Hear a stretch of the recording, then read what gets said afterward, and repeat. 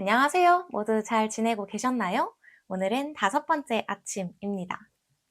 오늘은 10월 4일 금요일 5번째 아침입니다. 얼른 하고 나가야겠어요. 어제는 휴일이었다 보니까 제가 책을 많이 읽지는 않았습니다. 그런데 이 책 트렌드 코리아 2025의 앞부분을 살짝 읽었습니다. 이 책은 읽어보신 분들은 알겠지만 늘 올해에 해당하는 부분, 이건 2025년을 예측하는 책이니까 올해는 2024에 해당을 하겠죠? 2024년에 해당하는 키워드와 소비 트렌드를 총 정리를 짧게 요약을 해주시고 그 다음에 2025년을 예측하는 키워드와 소비 트렌드 같은 것이 이렇게 쭉 서술이 되어 있는데요. 저는 올해 2024년을 요약해주는 부분까지만 읽었습니다. 이제 오늘부터 2025년의 트렌드를 시작하는 부분부터 시작하면 되는데요. 작년의 키워드를 정리하기에 앞서서 여기 맨 앞에 써져 있는 서문이 좋았습니다. 올해는 내년이죠. 내년은 뱀의 띠인데 뱀은 약간 양가적인 이미지를 가지고 있잖아요. 조금 징그럽다, 무섭다라는 그런 이미지를 가지고 있기도 하고, 하지만 한편으로는 태몽으로 나타났을 때 산 생명을 주는 그런 동물로 나오기도 하고, 아니면 성서에서는 지혜를 주는 지혜로운 동물로 비춰지기도 합니다. 그래도 또 하나의 성서 안에서도 지혜를 주는 동물이기도 하면서도 선악과를 따먹게끔 이렇게 유혹하는 동물로서 사용이 되기도 하잖아요. 그래서 양가적인 이미지를 가지고 있는데 그것이 잘 융합이 되면 좋겠다 하는 마음으로 이렇게 두 가지의 색깔로 그라데이션한 디자인으로 표지를 내주셨고요. 우리가 먹고 살기 힘들다, 경제가 왜 이렇게 불황이고 자영업자 하는 사람들은 등골이 휘겠다 이런 이야기들을 많이 하는데 그런 이야기들을 단순히 누군가에게 들어서 알고 있는 그냥 추상적인 느낌으로 알고 있는 것보다 이렇게 활자로 하나의 글로 하나의 책으로 논리성 있는 구조로 접하게 되면 그냥 말만 듣고 흘려보내는 것보다는 좀 다른 효과가 있는 것 같아요. 여기에서도 계속 똑같은 이야기를 했어요. 우리 경제가 지금 많이 힘들다. 지리한 정체의 기간을 지나가고 있다. 정말 다들 먹고 살기 힘들다라고 이야기를 많이 하시는데 반응은 세 가지로 나뉜다. 첫 번째, 아주 자극적인 것을 더 추구하게 되는 도파민 추구형. 두 번째, 저처럼 안정적이고 고요한 것을 추구하게 되는 사람들 유형.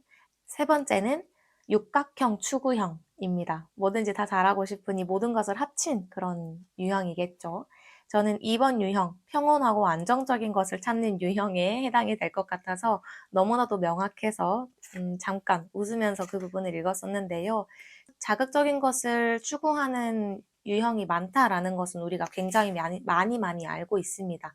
너무나도 많이 들었지만 그것을 넘어서서 이제 저처럼 소셜미디어에 피로감을 느끼고 탈출을 하는 사람들이 늘어나고 있다는 거죠. 실제로 이미지를 활용한 소셜미디어의 활용이 점차 줄어들고 있다라고 하고요. 무언의 콘텐츠, 아무 말도 하지 않는 콘텐츠도 등장했다고 합니다. 그리고 이완과 안정하면 떠오르는 종교, 불교가 요즘 젊은이들 사이에서 힙하다고 하고요. 의도적으로 아무것도 하지 않는 것을 뜻하는 네덜란드어 닉센이라는 말도 새롭게 주목을 받고 있다고 합니다. 이 부분이 좀 기억에 남고요. 지리한 침체의 시간을 어떻게 버텨나갈 것인가 여러분의 유형도 생각해 보시고 여러분이 즐거운 방향으로 지리한 시간을 잘 버텨내셨으면 좋겠습니다. 그리고 디토 소비라는 것이 눈길이 갔는데요.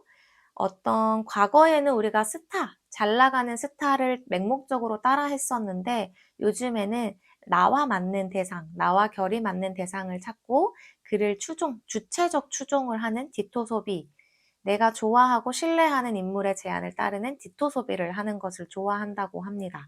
사람이 곧 시그니처가 되는 것인데요. 이 부분을 보면서 주체적 추종이라는 말이 참 신기했어요. 추종이라는 건 따라가는 것인데 따라가면서도 우리는 생각 없이 따라가지 않고 선택을 하면서 따라간다는 거죠. 주체적으로. 이 부분이 재미가 있었고 남들이 다 따라하니까 남들이 저 사람을 다 좋아하니까 좋아해. 나도 좋아해 라는 그런 마음은 이제 한물 같구나. 각자 주체적으로 자신의 결과 맞는 사람들을, 자신의 결과 맞는 브랜드를 잘 찾아가면서 살아가고 있구나. 꽤 괜찮아지고 있구나 라고 생각이 들었습니다. 그리고 이 부분도 기억에 남습니다.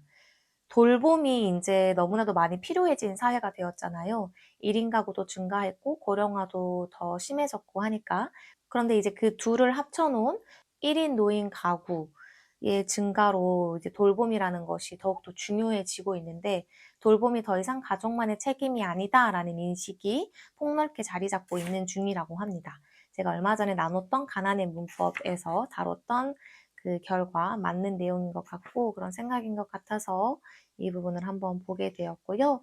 그 돌봄에는 이제 반려동물 돌봄, 이것도 해당이 되고, 우리 눈에 이제 많이 보이죠? 반려동물을 위하는 그런 제도나 시스템이 많아지고 있다는 것. 그것을 넘어서서 반려가전, 반려로봇도 증가되고 있다라는 것도 재미가 있었고요. 또 아빠들이 육아를 직접 하는 그런 모습이 많이 늘어나고 있다.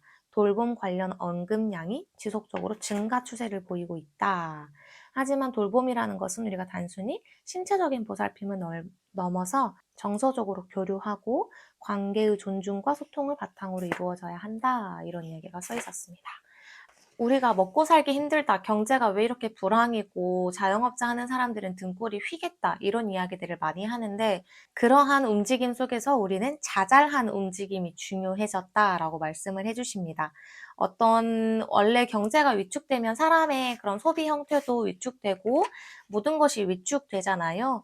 그래서 우리의 소비 트렌드도 굉장히 작은 움직임으로 일어나고, 사회의 변화는 없다고는 할 수 없지만 사회는 늘 움직이는 존재이기 때문에 사회는 늘 변화는 하고 있지만 크나크게 격변하지는 않고 사소하게 조금씩 변하고 있다라고 말씀을 하십니다. 그래서 여기에서 제시되는 10가지 트렌드도 미시적 트렌드와 거시적 트렌드로 나누어서 이렇게 설명을 해주시는데, 미시적 트렌드가 조금 더 두드러질 것이라고 이야기를 하셨어요. 미시적 트렌드 4개만 소개를 해보자면, 큰 행복을 꿈꾸기보다는 무탈한 하루에 만족하는 아보하, 그러다 보니 내게 해가 없고 작고 귀여운 것들을 선호하는 무해력, 자기 개발에서도 전면적 혁신을 통해 큰 성장을 꿈꾸기보다 작은 포인트 하나라도 끌어올리려 한다는 원 포인트 업.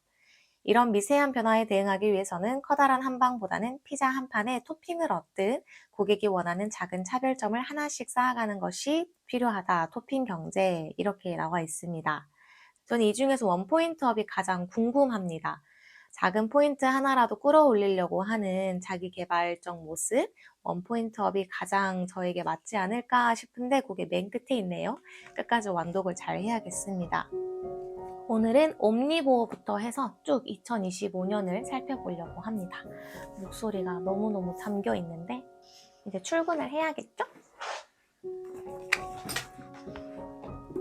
트렌드 코리아 2025 챙겨서 오늘도 출근을 해보도록 하겠습니다.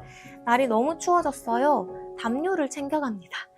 여러분 따뜻하게 옷 잘 챙겨 입으시고 따뜻한 마음을 가지시고 그 마음을 잘 흘려보내시고 따뜻한 마음을 또 잘 많이 받으시고 따뜻하게 가을을 맞이하셨으면 좋겠습니다. 감기 조심하시고요. 저는 출근해 보겠습니다. 출발!